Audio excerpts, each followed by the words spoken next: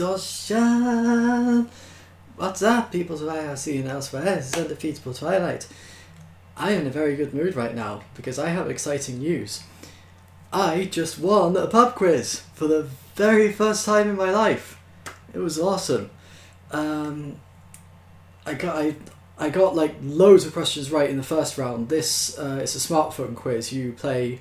There's an app on your smartphone that you use to play the quiz, and if you get the fastest finger, like if you're the quickest person to answer, you get a bonus. And I got like 10 fastest fingers correct answers in the first round. I don't know how I did it. I just got lucky and got questions I knew the answer to, I guess, and then I got them faster than anybody else did, which is rare for me because normally I'm pretty slow at these things, even when I do get them right, because I usually focus more on being right than being fast. I don't want to like fall into any obvious traps and trip up, so I usually like to think about my answers. But this time I knew the answer already and I went for it, and I got like 10 fastest fingers in the first round, so I was first place from the first round. And then I did slightly less well in the second round, but I was still first because I had built up such a big lead, I guess. Then not so good in the music round, made a couple of stupid mistakes I really shouldn't have, so I dropped down to second place. And then in the last round it was like a three-way neck and neck kind of thing the whole way through. Basically there was like really tiny point gap between the first place and third place. I got back into first because I got a couple of questions right, and there was like really tiny gap between first and third. I think the positions kept shifting around a bit, and at the end I was first again. Somehow again I was like barely holding on to my lead. And then we did the nearest wins question to decide who actually wins, and the question was how many times have status quo appeared on Top of the Pops, and I wanted to say 17. Initially I put 17, but then I wanted to change my answer to 25, and I pressed the C key, which I thought meant clear, like clear all the numbers off the screen. Apparently it just meant clear one number off the screen, like a backspace. So I accidentally ended up putting 125, and I was like, no! And then it turned out the correct answer was 116, so I got it right. So because of a mistake, because of something I didn't mean to do, I won the quiz! And I got a £10 bar tab as a prize. So I'm very happy. This is the first time that's ever happened to me. I am so happy right now because of that. And my hair is getting in my eyes and it's really annoying. But I'm still happy. And I'm going to do a chapter now. Now that I've got that good news out of the way. It is this way up. Well, look at this. We've already got that far. That's impressive. I didn't think we'd actually got that far yet. Oh well. Let's go a bit further then. Open this up. And let's go. Sorry if I keep doing this and whatever today. I'm going without my hair clips, so my hair's being a bit of a pain. Anyways, if you took a couple of David Bowies and stuck one of the David Bowies on top of the other David Bowie, then attached another David Bowie to the end of each of the arms of the upper of the first two David Bowies, and wrapped the whole business up in a dirty beach robe, you would then have something which didn't exactly look like John Watson, but which those who knew him would find hauntingly familiar. He was tall and he gangled. When he sat in his deck chair gazing at the Pacific, not so much with any kind of wild surmise any longer as with a peaceful, deep dejection, it was a little difficult to tell exactly where the deck chair ended and he began, and you would hesitate to put your hand on, say, his forearm, in case the whole structure suddenly collapsed with a snap and took your thumb off. But his smile, when he turned it on you, was quite remarkable. It seemed to be composed of all the worst things that life can do to you, but which, when he briefly reassembled them in that particular order on his face, made you suddenly feel, oh, well, that's all right then. When he spoke, you were glad that he used a smile that made you feel like that pretty often. Oh yes, he said, they come and see me. They sit right here. They sit right where you're sitting. He was talking of the angels with the golden beards and green wings and Dr. Scholl sandals. They eat nachos, which they say they can't get where they come from. Where's he from again? I can't remember. I don't really... Hold on, let me go back. I want to see where this guy's from, because he's like... Well, California.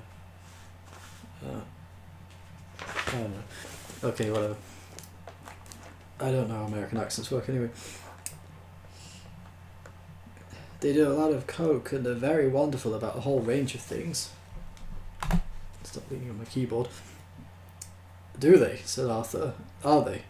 So, when is this then? When do they come? He gazed out at the Pacific as well. There were little sandpipers running along the margin of the shore, which seemed to have this problem. They needed to find their food in the sand, which a wave had just washed over, but they couldn't bear to get their feet wet. To deal with this problem, they ran with an odd kind of movement, as if they'd been constructed by somebody very clever in Switzerland. Fenchurch was sitting on the sand, idly drawing patterns in it with her fingers. Weekends mostly, said Wonko the Sane, on little scooters. They are great machines. He smiled. I see, said Arthur. I see.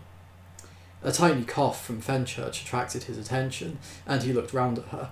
She had scratched a little stick figure drawing in the sand of the two of them in the clouds. For a moment he thought she was trying to get him excited, then he realised that she was rebuking him.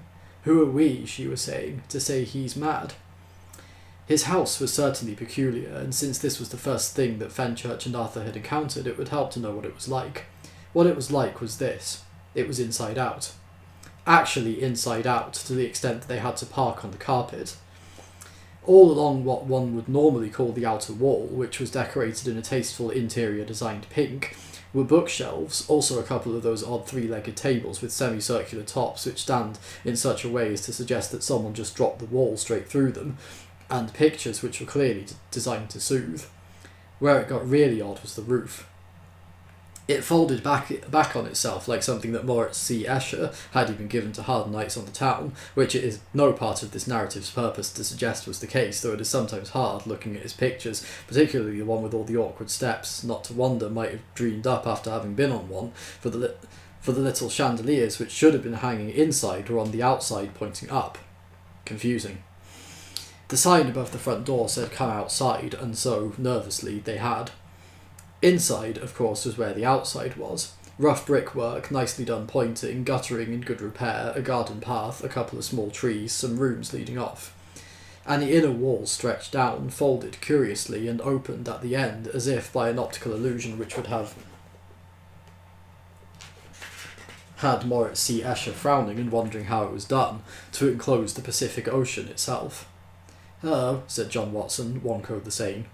Good, they thought to themselves. Hello is something we can cope with. Hello, they said, and all, surprisingly, was smiles.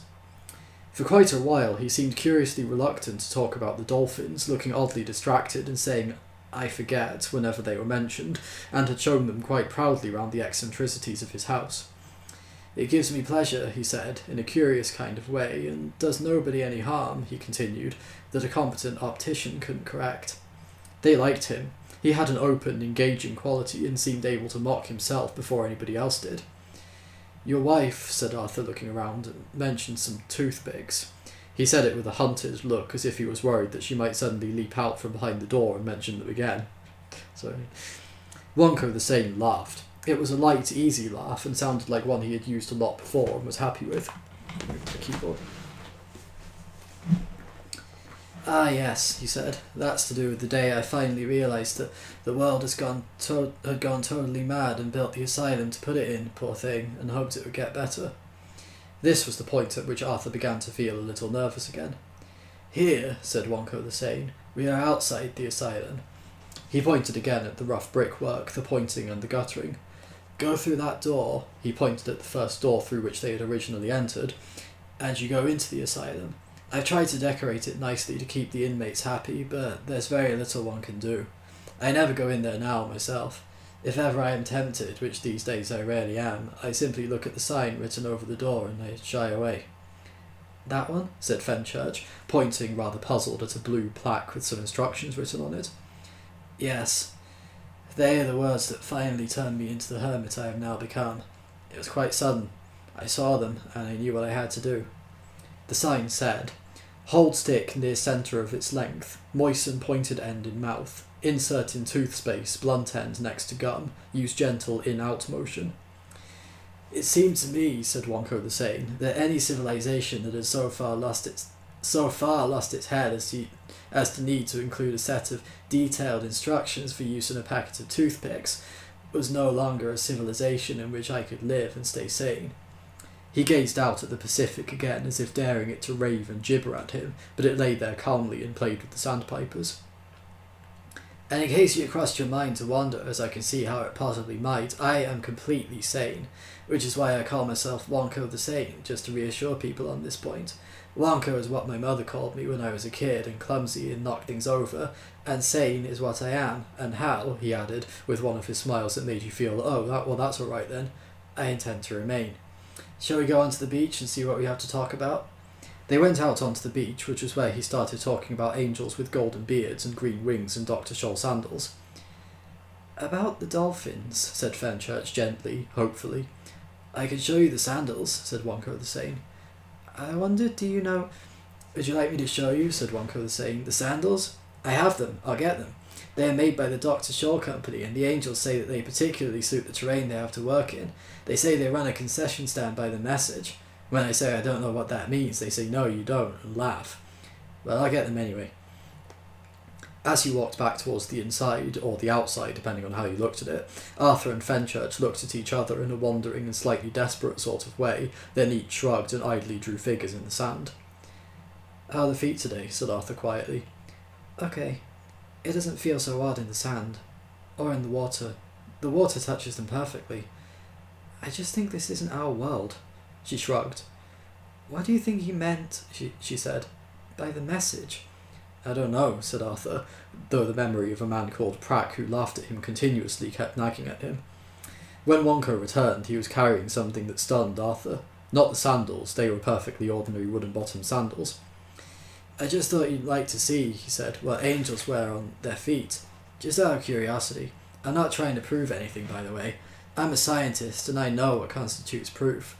But the reason I call myself by my childhood name is to remind myself that a scientist must also be absolutely like a child. If he sees a thing, he must say that he sees it, whether it was what he thought he was going to see or not. See first, think later, then test, but always see first. Otherwise you will only see what you're expecting. Most scientists forget that. I'll show you something to demonstrate that later. So the other reason I call myself Wonko the Sane is so that people will think I am a fool. That allows me to say what I see when I see it. You can't possibly be a scientist if you mind people thinking that you're a fool. Anyway, I also thought you might like to see this.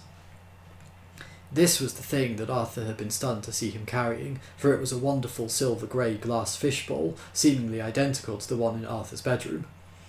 Arthur had been trying for some 30 seconds now, without success, to say, "Where did you get that?" sharply and with a gasp in his voice. Finally, his time had come, but he missed it by a millisecond. "Where did you get that?" said Fenchurch sharply and with a gasp in her voice. Arthur glanced at Fenchurch sharply and with a gasp in his voice, said, "What? Have you seen one of these before?" "Yes," she said, "I've got one. Or at least did have. Russell nicked it to put his golf balls in. I don't know where it came from, just that I was angry with Russell for nicking it. Why, have you got one?" "Yes, it was..." They both became aware that Wonko the Same was glancing sharply backwards and forwards between them and trying to get a gasp in edgeways. "You have one of these too?" he said to both of them. "Yes," they both said it. He looked long and calmly at each of them, then he held up the bowl to catch the light of the Californian sun. The bowl seemed almost to sing with the sun, to chime with the intensity of its light, and cast darkly brilliant rainbows around the sand and upon them.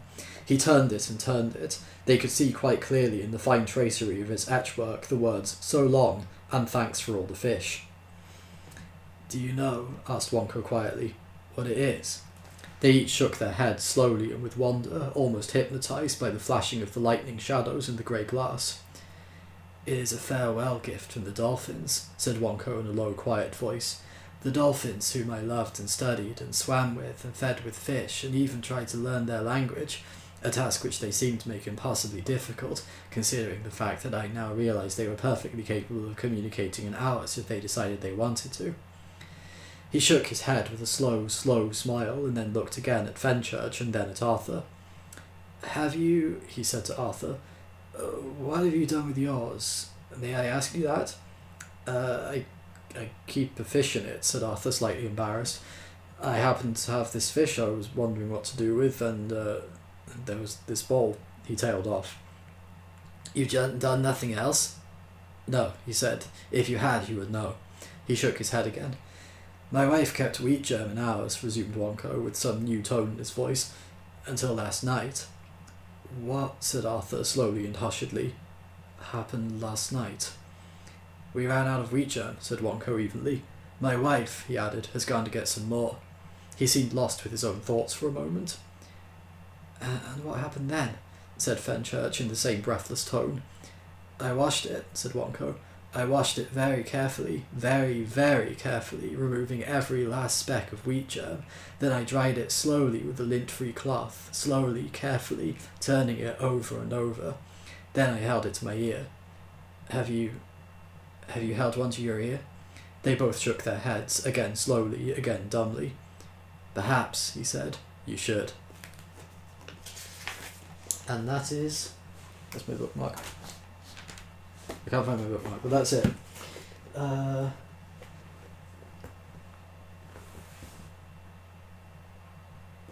Okay, my bookmark's disappeared. Whatever, I'll look for it after the video. So, okay, that was the chapter. That was a hard voice to do. My throat's kind of sore right now, but whatever. Thank you all for watching. Remember to like, comment, share and subscribe, and if you are subscribed, be sure to ding that notification bell. Sorry, I keep obsessively looking for this bookmark, so you know when I make a new video, because I can do it whenever I feel like it. Thanks to my Patreon Angel. If you want to help me out, then consider supporting me on Patreon, and I might read one of your stories.